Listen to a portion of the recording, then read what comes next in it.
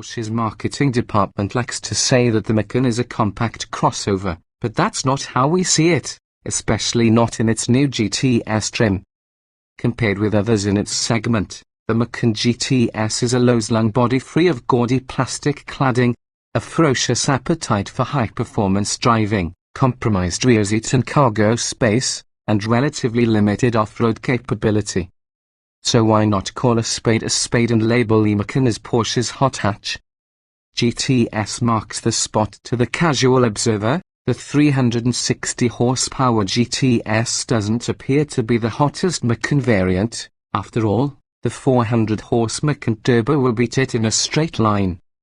But as we've seen on similar versions of the 911 and Boxster Cayman, Porsche's subtle GTS treatment is more focused on overall driving pleasure than on outright speed.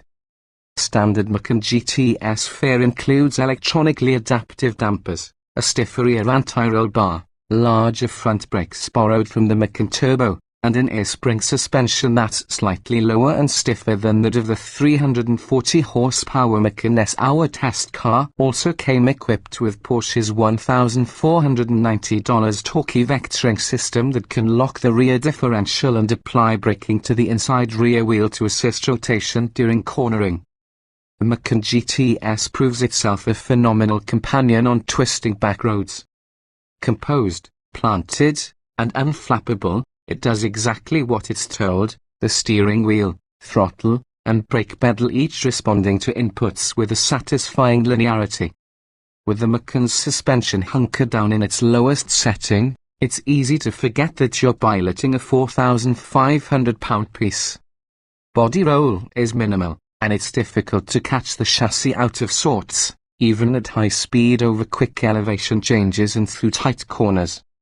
The Macan's grip threshold is high, and its 3.0-litre twin-turbocharged V6, with 369 lb-ft of torque available from 1650 revolutions per minute, powers the car out of corners with impressive immediacy.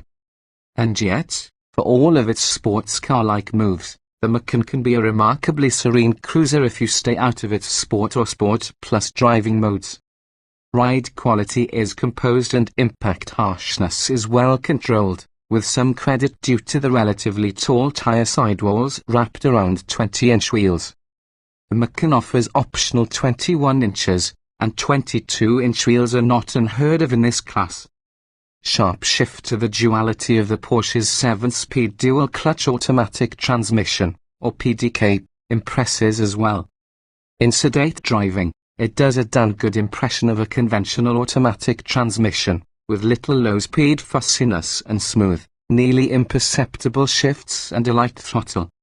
And yet, when in Sport Plus mode, the PDK's behavior changes wholesale. Approach a corner at speed, brake hard, and the Macan snaps off rapid, aggressive rev-matched downshifts. Exit said corner with your foot to the floor, and the PDK holds gears until red line and then executes lightning-quick upshifts. At the test track, the Macan GTS ripped off numbers that put it in an entirely different class from other small crossovers, including the BMW X3 and the Jaguar F-Pace. The GTS's 0 to 60 mph time of 4.4 seconds is nearly a second quicker than the Bimmers and the Jags and only 0.2 seconds slower than the Macan Turbos, despite a 40 horsepower deficit.